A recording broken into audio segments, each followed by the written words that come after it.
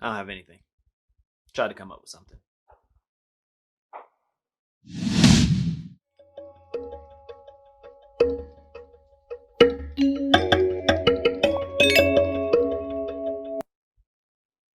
Hello, welcome to Just My Thoughts. I'm your host, Khaleel Ward. On this episode, I'll be talking about the Netflix movie, The Last Days of American Crime. Cool title. The premise, honestly, the premise on paper sounds okay, sounds decent, but the execution, wow. I must say, this is one of the worst movies I've watched on Netflix in a while. It's 2 hours and 30 minutes for some reason, for some apparent reason. I don't know why it's that long, but the movie follows this guy named Brick. Brick robs banks. That's what he does. Him and his crew, they rob banks. They're pretty good at it. And the government is trying to stop crime and terrorism. So they come up with this signal. It's called the API signal. And it's supposed to mess with your brain waves. If you're doing a horrible act, it messes with your brain waves so you can't complete said act.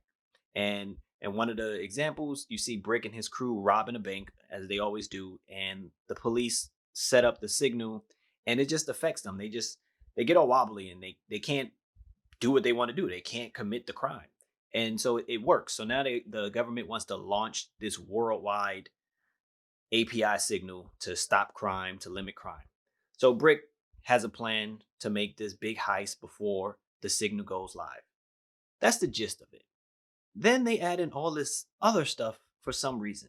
His brother goes to jail, his brother gets killed or commits suicide or something like that. Then he meets this guy named Kevin and this girl named Shelby, and they want to help him rob this place for all this money and then go to Canada. That's their plan.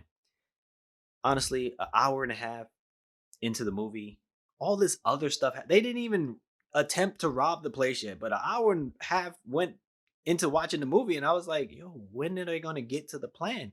And the acting is bad. This guy, Kevin, is over the top, little strange. Shelby, she has her own agenda, even though she's helping Kevin and Brick do the job. Brick, he kind of loses that that I don't know what to call it. He loses something when he finds out his brother's dead. He doesn't really care anymore. He just wants to give up, honestly, once he finds out his brother is dead. But the fact that Kevin knew his brother and his brother talked very highly of him, that motivated him to get the job done. And it was a lot of money. It was like $1 billion, something like that. And they were going to go to Canada.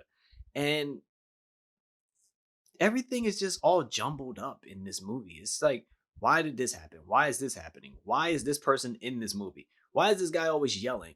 That's what I was feeling watching this movie. It's just like, why? Why is this going on? Where is the it's supposed to be a heist movie, I guess? But the heist takes forever to start. It doesn't happen until the final 30 minutes. And then a whole bunch of other stuff goes on because people have different agendas. And they're all working together. And by the end, I was like, this movie is bad. It's just hard to watch. Again, for 2 hours, it says 2:30. It's probably like 2 hours and 10 minutes, but it's a long time to invest in something that's pretty bad. So you might want to skip this one on Netflix. Honestly, I know it's up there and like one of the fresh movies that's coming out, but pass. I would say it's a hard pass, honestly. The Last Days of American Crime. Again, great title, great concept of trying to do this heist before this device stops you, but it was just executed poorly. I don't even remember most of the actors in the movie. I'm going to forget about this movie as soon as this ends because I don't want to think about it anymore. But if you watched it, why? If you liked the review, please leave a like on it. I'm trying to save you from watching this movie. But thank you for listening. Deuces.